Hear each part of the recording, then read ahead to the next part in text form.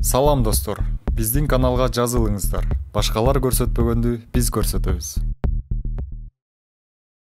Кыргыз Республикасынын президенти Жээнбеков Сооронбай Шарипович.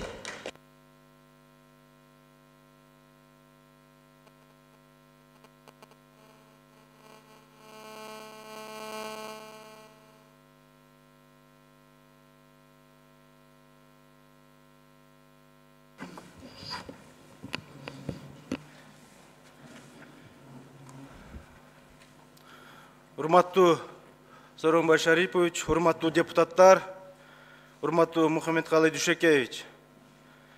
Кыргыз Республикасынын Конституциясынын 64 беренесине жана Кыргыз Республикасынын Жогорку Кеңешинин регламенти жөнүндө Кыргыз Республикасынын мыйзамынын 132 беренесине ылайык Кыргыз Республикасынын президенти Жогорку Кеңештин жыйындарына чыгып сүйлөөгө укуктуу. Андыктан сөз Кыргыз Республикасынын президенти Сооронбай Шарипович Жээнбековго берилет.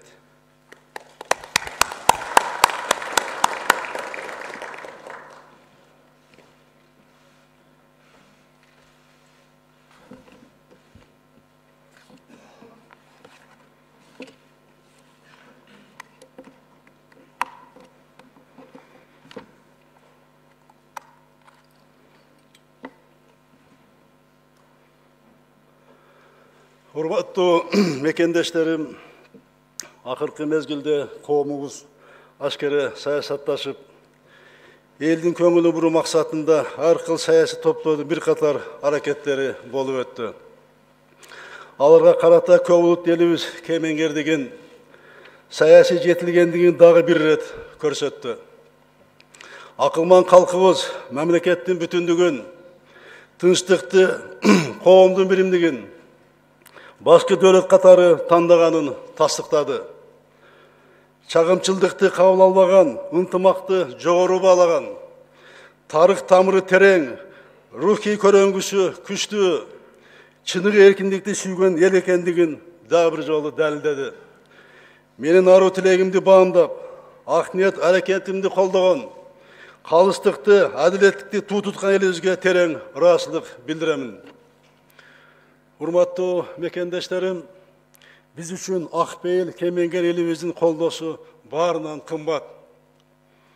Жерибиздин тынчтык, журт биримдигинен өткөн дөөлөт жок. Ак эмгектин акыбети дайыма кайтат. Ошондуктан эч бир кыйынчылыкка карабай иштей беребиз.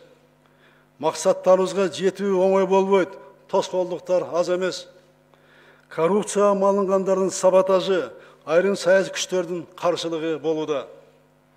Уюшкан кылмыштуу, кландык мафиянын коррупциялык иштери өлкөгө чоң залалын тийгизди. Бул коомчулук үчүн белгилүү болуп калды. Мамлекеттик белчесинен карызга батырган уурлукту жашыруу үчүн актанууга өтүштү. Ал калпты жарыялап, элдин оюн башкага бурууда. Баса белгилеп айта кетейин, бардыгы мыйзам алдында бирдей.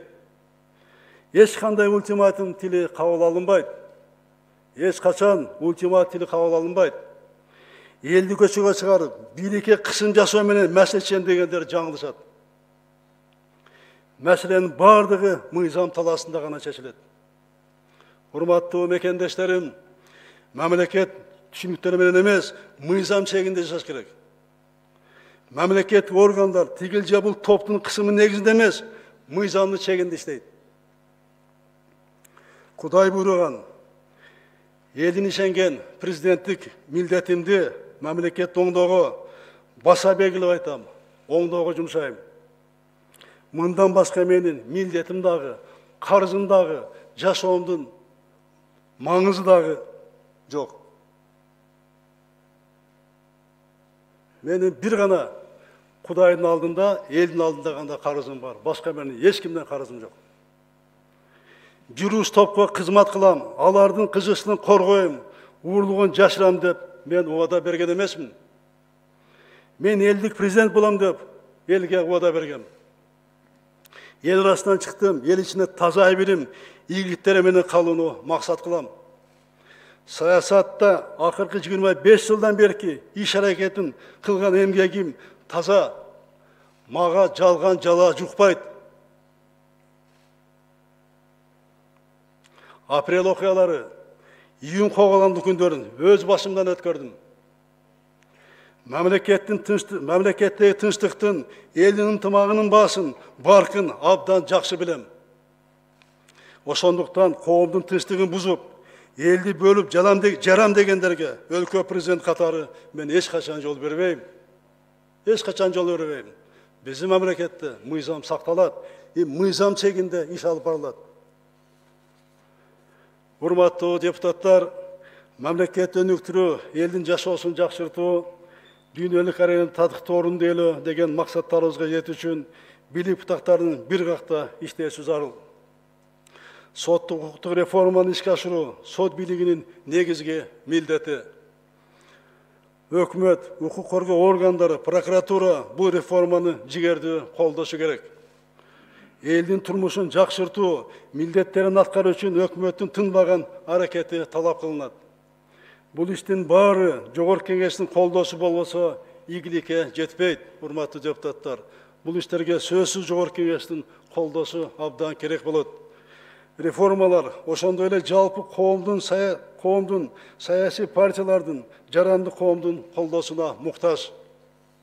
Асыл максаттарыбызга жетүү үчүн коомдун тынчтыгы, элдин биримдиги керек. Эл үчүн, жалпы журт үчүн жасап жаткан иштерибиздин ийгилиги болсун.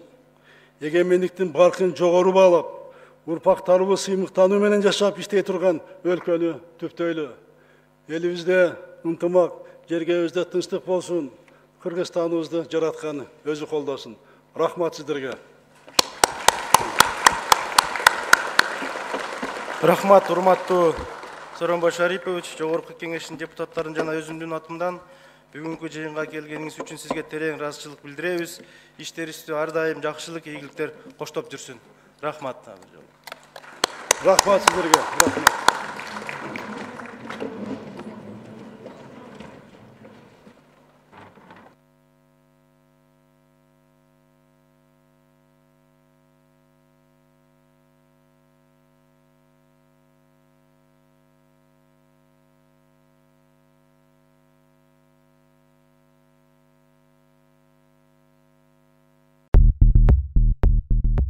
Салам достор, биздин каналга жазылыңыздар. Башкалар көрсөтпөгөндү биз көрсөтөбүз.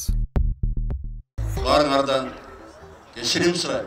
Өмүр бою үй бүлөлүк авторитардык режимдер менен күрөшүп атып, ушундай адамдын ичин көрбөй, тышын эле көрүп атып, ушундай адамды, ушундай үй бүлөнү колдоп жүрүп, бийликке алып келгеним үчүн кыргыз элинен кечирим сурайм.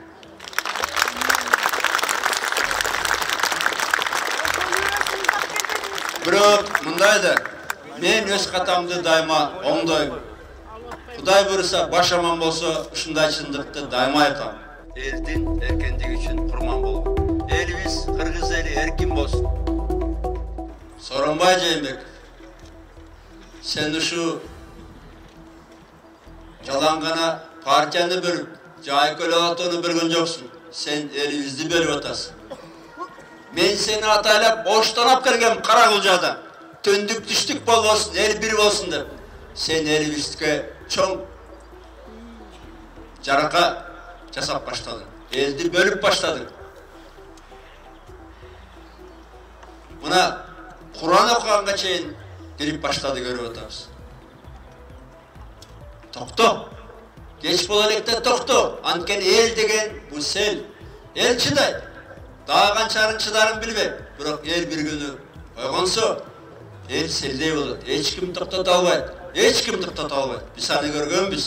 Мүмкүн мен туура эмес ойлоп атамбы. Бирок барган сайын карасам, ушу Бакиевдин режимин эскерип баратабыз. Бир нерсе айткан эмесмин бир жыл мурун. Ушул жерден атар заманы келди. 29 мартта Сооронбай Жээнбеков мага үйгө келген. Дастарканга отурганбыз. Коньяк менен аракты ичип.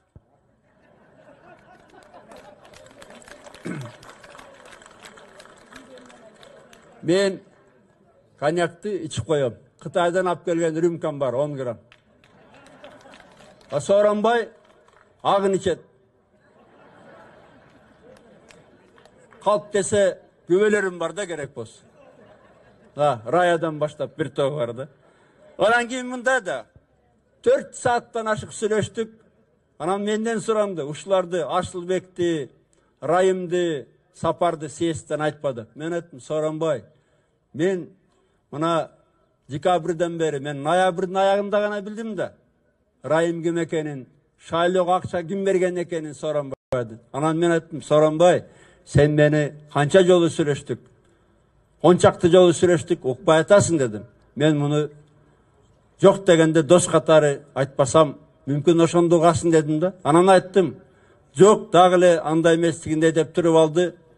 Rayımına boluşup, Asılbek'e boluşup, anan oşonda aytkam. Soranbay, söke deçimden da. Söke, seni karap Bakiyev'ti görüp jatam dedi. Seni karap Bakiyev'ti görüp jatam da aytkam. Buna bir yıl murun aytkan söz al da çındık bolup çıktı.